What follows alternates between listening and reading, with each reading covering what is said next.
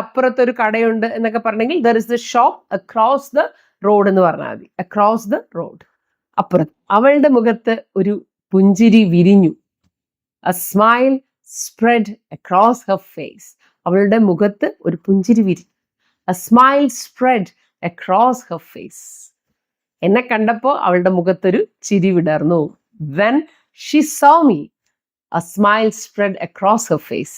രണ്ടുപേരുടെ ഇടയിലാണെങ്കിൽ നമ്മൾ എമംഗ് എന്ന് പറയില്ല, അത് ബിറ്റ്വീൻ എന്നാണ് പറയുക. പക്ഷെ എമംഗ് എന്ന് പറയുമ്പോൾ രണ്ടിൽ കൂടുതൽ ആൾക്കാരുണ്ടാവണം. രണ്ടിൽ കൂടുതൽ വസ്തുക്കളോ ആളുകളോ ഉണ്ടെങ്കിൽ അതിന് ഇടയിലുള്ള കാര്യങ്ങളെ കുറിച്ച് പറയുകയാണെങ്കിൽ നമുക്ക് എമംഗ് ഉപയോഗിക്കാം. അവൾ അവളുടെ ഫ്രണ്ട്സിന്റെ ഇടയിൽ ഇരിക്കുകയായിരുന്നു. She was sitting among Har friends. ഇനി ഒരു ടീം ആയാൽ നല്ല യൂണിറ്റി വേണം അല്ലെ?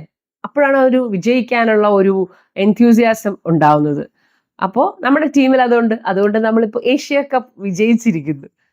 There is unity among the team members.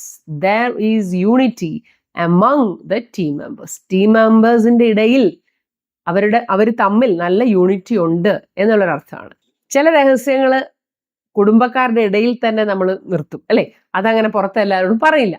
The secret was kept among the family. The secret was kept among the family. ഫാമിലിയുടെ ഉള്ളിൽ ആ സീക്രട്ട് ഒതുക്കി. അടുത്തത് amidst. ഇത് കുറച്ച് പോയിറ്റിക് ആയിട്ടുള്ള ഒരു വേർഡാണ് കേട്ടോ. ഏകദേശം എമംഗ് എന്നുള്ളൊരു അർത്ഥം അതിന് വരും, പക്ഷെ അത് ചില സിറ്റുവേഷൻസിലാണ് അത് ഉപയോഗിക്കുക. amidst നോക്കിക്കോളും. നേതാക്കന്മാര് ഭയങ്കര വിമർശനമായിരിക്കും നേരിടുന്നത് അല്ലെ? അപ്പോൾ ചില നേതാക്കന്മാർ ഭയങ്കര ധൈര്യത്തോടെ അവർ ആ വിമർശനങ്ങളെ നേരിടും, അതിനിടയിൽ അവർ നിൽക്കും. The leader stood strong amidst criticism. amidst criticism, വിമർശനത്തിന്റെ ഇടയിൽ സ്ട്രോങ് ആയിട്ട് ലീഡർ നിന്നു. The leader stood strong amidst criticism.